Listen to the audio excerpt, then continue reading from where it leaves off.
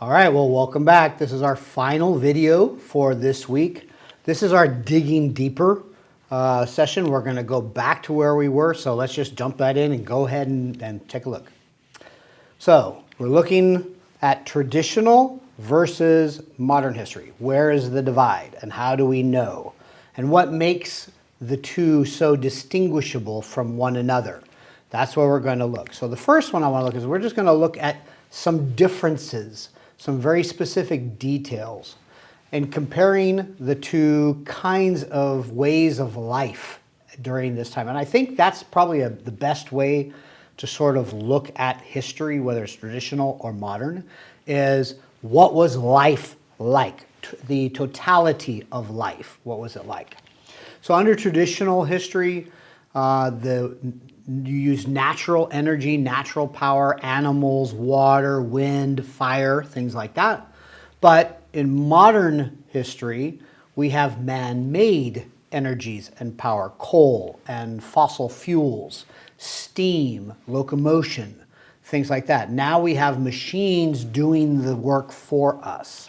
So that's one. Power and energy, very different between the two time frames. And if you think about it just for a moment and just pause and go, okay, how far back did we use animal power or water power or wind power or just fire? I mean, those go back thousands and thousands and thousands of years. Even in the sense of war, that's where power came from.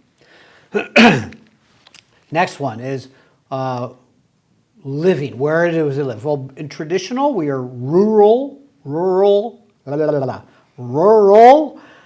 meaning we're out of a city. We're in the boonies, so to speak. It's agricultural type of living. People are following the animals, the food sources, whether it be herds of animals or whatever, living next to rivers where they can fish or next to the coast where they can pull from the oceans or seas. Less than 10% of people are living in towns. Less than 10% of people in the entire world live in anything close to resembling a town that's bigger than 2,000 people. So very, very different. Whereas in modern history, there's this huge migration to urbanize, to make cities, to go where the industry is or where the business is. Where can I make money and work and survive? That is another change and difference between the two, another detail. We already talked about real income. This Malthusian trap was where people were stuck, they were held down, they were trapped in their own economies as static as they are, unchanging. That's what static means. It means it's not changing. It's subsistence living. It means that whatever I can make, whatever I can hunt, that's how I live. And if I can't hunt, I can't find food, I can't grow food or sufficient food, I'm out. That's it. There's nothing I can do. There is very little surplus. There's not much excess. There's nothing that I can take to a market or take to another family and barter with. You know, I have extra sheep. Do you want to trade your potatoes for my sheep? That wasn't really a thing that happened. People didn't have anything extra. Whereas modern history, there is a shifting. Their economies are fluctuating. Some economies are doing really, really well. They're very wealthy, lots of income, lots of exports. They're doing a lot of business. The economies are growing. There is a development of a middle class. You know, there's not just the in power and those all others. They're not just those who are super, super wealthy, that 1%, and everybody else. There is this growing or meeting where the poorer people in traditional history are starting to make something of themselves. And their living and their lives are getting better and better. And they're moving up into this middle range where it's not so bad. I think the majority of us in America fit in that middle range, that middle class. Now there's also a significant surplus. I'm growing more, I'm producing more, I'm manufacturing more, and I'm doing it faster. Therefore, there's more trade opportunities, and the cycle of commercialism and market just go crazy. So that's another difference or distinction between the two. Here's another one. Communities, life in general. Traditional history, it's very unstable lives, but very stable community. Stable meaning you kind of stay in the same group of people, the same family, the same clan for your entire life. But anything can destabilize your community. Flood, a warring clan can come in and destroy you. Famine, many things, illness, plague can come in and they can just completely devastate your community. You very rarely would go outside of your community in traditional times. You would marry within your community. Whereas modern history, longer, more secure lives, but now unstable communities. Why unstable now? Well, because you're moving around. You would go wherever the business would go, wherever the livelihood would go. You would move to cities. Families would separate.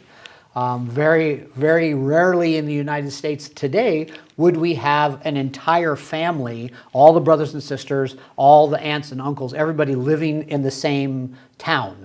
Instead, we're living all over the United States. We spread out depending on where opportunity takes us. And this truly changes the way people live. But we're living longer. We're more secure. We have better protection. So those are the differences. We talked about this one also, traditional faith compared to a growing challenge from science, from philosophies. Traditional faith is hard. Unstable life needs solace. It needs rescue. It needs something to give meaning and purpose to all of the heartache. So the human is submitted to nature. The flooding, the rains, the famines, you just kind of got to suck it up and just try to survive it. Whereas in modern history, this changes a little bit. There is a marrying, a bringing together of faith and a growing understanding of the world and how we investigate it.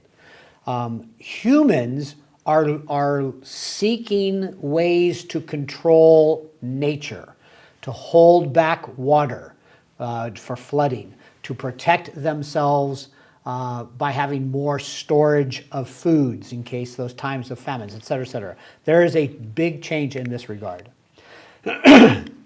Another one is identity. Who am I? As in traditional sort of culture and within the traditional history, I am a group of people, a very small group of people, maybe a village size of people. I will not go outside of this group my entire life. I'm going to be born here, live here, get married here, have kids here, die here. And it's all going to be within about a 30 or 50 mile radius. That's my whole life, just imagine what that's like today with social media that can go around the world and you can have conversations anywhere in any language at any time instantly. Very, very different. Gets back to the idea of news. How do I know what's out there? Well, how do I know what is coming? Where does my news come from? Well, traditional history is very limited. I don't have newspapers. I don't have the people traveling back and forth, sharing stories from other lands. There is a sense of community in place in the world, but it's extremely localized. My identity is this village, this family, this clan, and that's who I am.